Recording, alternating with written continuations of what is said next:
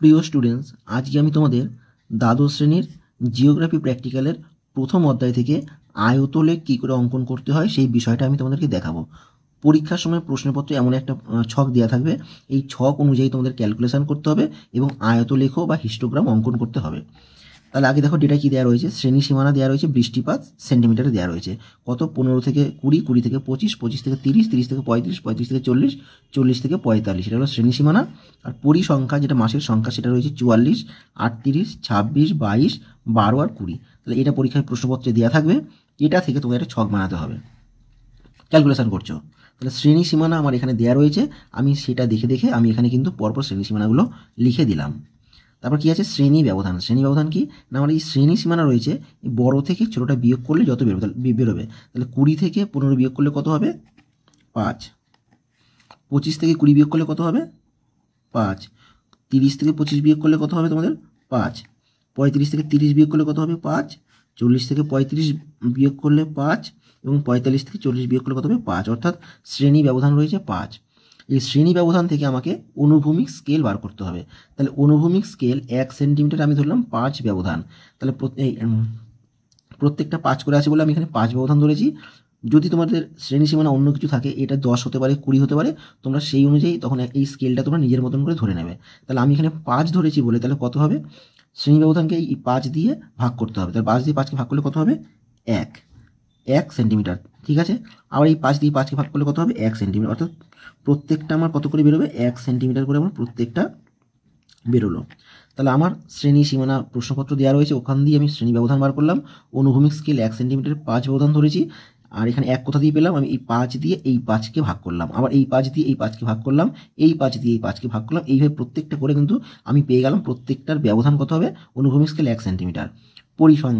পরিসংখ্যা কোথায় পাবো, আমি প্রশ্নপত্র দেওয়া রয়েছে যে 15 থেকে 20, অর্থাৎ 15 থেকে 20 কত রয়েছে 44, তাহলে আমি দেখে দেখে এখানে লিখে দিলাম 44, তারপরে দেওয়া আছে 38, তারপরে দেওয়া রয়েছে 26, তারপরে দেওয়া রয়েছে 22, তারপরে রয়েছে 12 আর শেষে রয়েছে 20, দেখে দেখে লিখে নিলাম। এবার এখানে উলম্ব স্কেলের আমি একটা ঘর করেছি, 1 সেন্টিমিটার আমি 5 পরিসংখ্যা ধরেছি, অর্থাৎ এখানে যে সমস্ত সংখ্যাগুলো রয়েছে এই সংখ্যার দিকে আমি 5 পরিসংখ্যা ধরলাম, তোমরা 5-এর জায়গায় 10 ধরলেও কিন্তু হবে। এবার যে পরিসংখ্যাটা তোমরা ধরবে সেই সংখ্যাটা দিয়ে এইগুলোকে ভাগ করে তোমরা সেন্টিমিটারে পাবে। তাহলে এটা মুখে মুখেও ভাগ করা যায়, কিন্তু আমি তোমাদের আরও সহজ করে বলে দিচ্ছি, তোমরা ক্যালকুলেটারে এই ভাগটা করতে পারবে।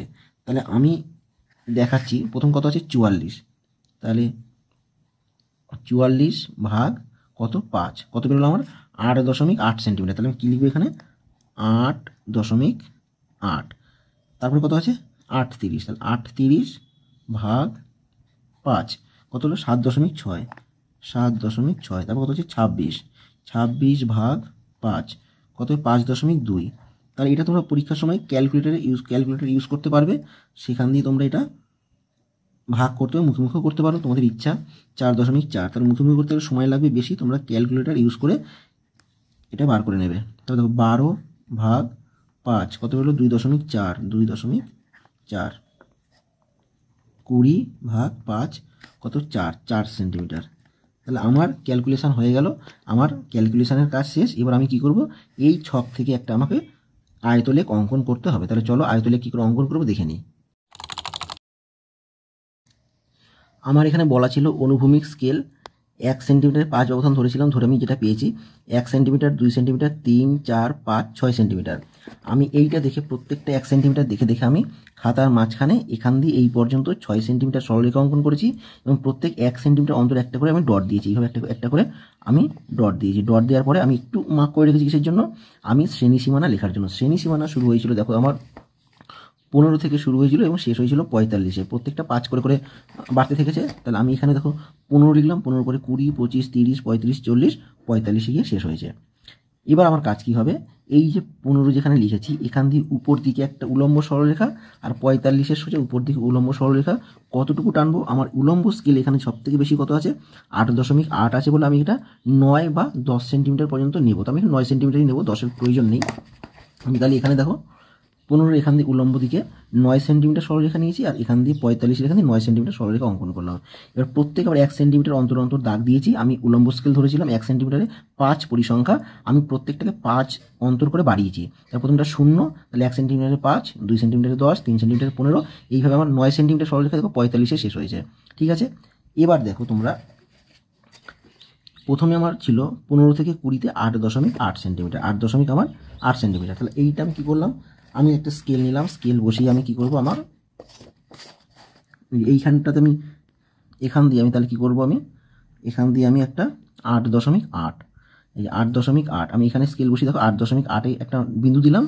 আবার আমি এখানে যেখানে 20 লেখা রয়েছে এখানে আমি স্কেল বসিয়ে আবার আমি 8.8-এ 8 সরলরেখা আঁকলাম। সরলরেখা এঁকে আমি এই দুটোকে পয়েন্টকে যুক্ত করে দিলাম।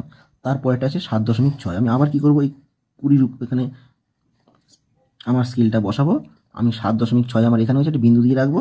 আবার 25-এ আমি বসিয়ে কি করব, 7.6 নিয়ে আমি এই দুটোকে সরলরেখা একটা সরলরেখা দিয়ে আমি যুক্ত করে দিলাম। তারপরে আছে 5.2, আবার এই 25-এ রেখে আমি এখানে 5.2 কোথায় আছে, 5.2 আমি একটা মার্ক করে রাখবো। আবার 30-এর এখানে গিয়ে আমি 5.2 একটা সরলরেখা আঁকবো, এই দুটো পয়েন্টকে যুক্ত করে দেবো। আবার দেখো কত আছে, 4.4, আবার এখান দিয়ে আমি এই 4.4-এ একটা বিন্দু করে রাখবো। তারপরে আমি আবার 35-এর সরলরেখা নিয়ে গিয়ে 4.4 সরলরেখা রেখে আমি দুটো পয়েন্টকে যুক্ত করে দেবো। এইভাবে প্রত্যেকটা কিন্তু এই স্তম্ভগুলো অঙ্কন করলাম, আমার আয়তলেখ আঁকা কমপ্লিট। তাহলে নিচে আমি শ্রেণী সীমানা লিখলাম বৃষ্টিপাত সেন্টিমিটার, আর এদিকে পরিসংখ্যা ব্র্যাকেটে মাসের সংখ্যা। তাহলে আর উপরে হেডিং করলাম আয়তলেখ বৃষ্টিপাত বন্টন, বৃষ্টিপাতের বন্টন ব্র্যাকেটে সেন্টিমিটার দিয়ে দিলাম। তাহলে এই হলো আমার আয়তলেখ কমপ্লিট হয়ে গেল। আশা করি তোমরা বুঝতে পেরেছো। এর পরবর্তী সময় আমরা অন্যান্য প্রত্যেকটা প্র্যাকটিক্যালের যত বিষয় রয়েছে আলোচনা করব।